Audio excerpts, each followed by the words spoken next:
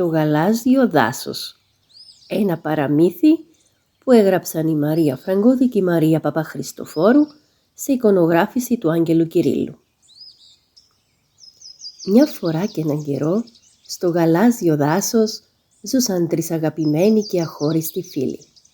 Ήταν ο Άκης ο Σκανζοχυράκης, η Πουπού η Αλεπού και ο Λάκης ο Λαγουδάκης.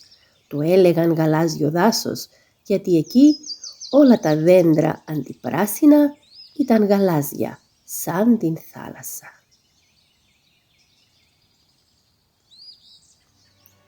Όλα ήταν χαρούμενα και φωτεινά στο δάσος αυτό και τα ζωάκια ζούσαν εκεί σε απόλυτη αρμονία. Οι τρεις φίλοι όλη μέρα χόρευαν και τραγουδούσαν, εκτός φυσικά από την ώρα που έτρωγαν και από την ώρα που κοιμώντουσαν. Όταν δεν ήταν στον νηπιαγωγείο, θα τους έβρισκες πότε να παίζουν στη λιμνούλα, πότε στο λιβάδι και πότε σκαρφαλωμένους πάνω σε κανένα δέντρο.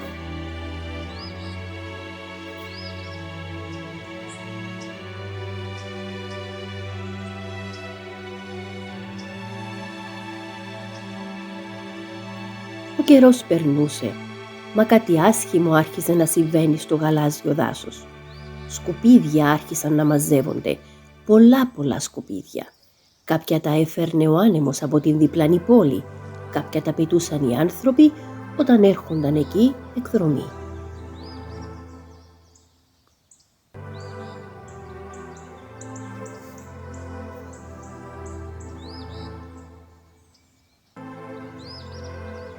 Το δάσος από γαλάζιο έγινε μαύρο, το χορτάρι ξεράφηκε, τα δέντρα μαράζωσαν, η λίμνη άλλαξε χρώμα, τα ψάρια αρρώστησαν, ο αέρας μύριζε άσχημα.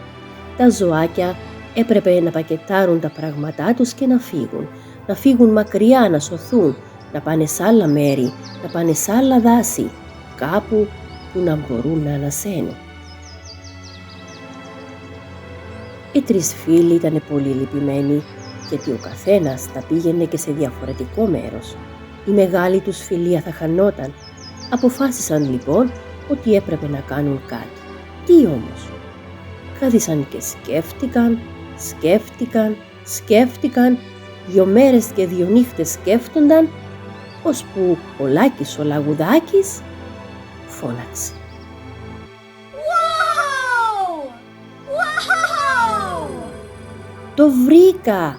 Το βρήκα! Θα κάνουμε τα σκουπίδια χρήσιμα.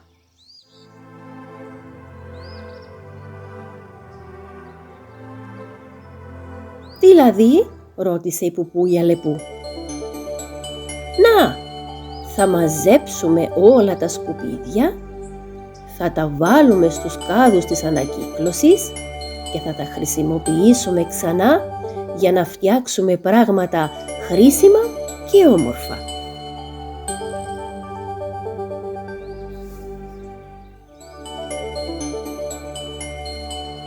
Τι πράγματα?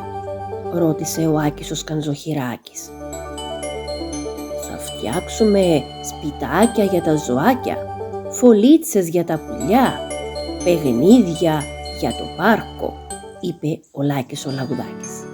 Γιουπι! Πάμε να το ανακοινώσουμε σε όλους, φώναξε χαρούμενη η Πουπού η Αλεπού. Και μια και 2, η ιδέα τους από στόμα σε στόμα έφτασε σε όλο το δάσος. Τα ζωάκια χάρηκαν τόσο πολύ. Ακούραστα άρχισαν να μαζεύουν τα σκουπίδια. Τα ψάρια καθάρισαν τη λίμνη. Τα πουλιά καθάρισαν τα ψηλά δέντρα. Και τα υπόλοιπα ζώα μάζεψαν ό,τι υπήρχε στο έδαφος. Το δάσος μέσα σε λίγες μέρες άρχισε να παίρνει το παλιό όμορφο γαλάζιο του χρώμα. Μέσα σε μια εβδομάδα το δάσος πήρε ξανά το φωτεινό γαλάζιο του χρώμα. Ξέρετε πόσους κάδους σκουπίδια μάζεψαν τα ζωάκια, παιδιά? Μαζεύτηκαν 1000 κάδοι σκουπίδια.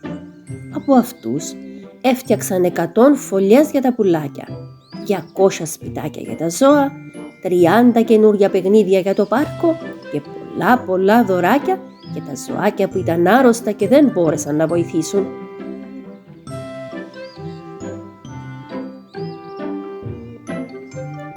το δάσος βρήκε τον παλιό καλό του εαυτό κι ήτανε πάλι φωτεινό και χαρούμενο. Ξέρετε παιδάκια ότι στη γη, τον γαλάζιο πλανήτη που ζούμε, υπάρχουν εκατομμύρια βουνά με σκουπίδια.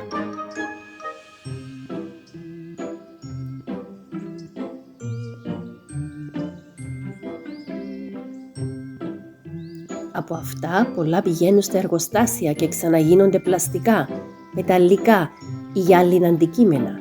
Κάποια τα χρησιμοποιούν για να φτιάξουν χαρτί ή υφάσματα. Αλλά και αυτό που έκαναν τα ζωάκια ήταν πολύ έξυπνο. Πήραν τα σκουπίδια και τα μετέτρεψαν σε κάτι χρήσιμο και όμορφο. Αν όλοι βοηθούσαμε, κάναμε ανακύκλωση και δεν πετούσαμε σκουπίδια, δεν θα μολύναμε τα δάση και τις θάλασσές μας. Από τότε οι τρεις φίλοι έζησαν χαρούμενοι στο γαλάζιο δάσος, έπαιζαν και τραγουδούσαν όλη μέρα. Και έζησαν αυτοί καλά και εμείς καλύτερα.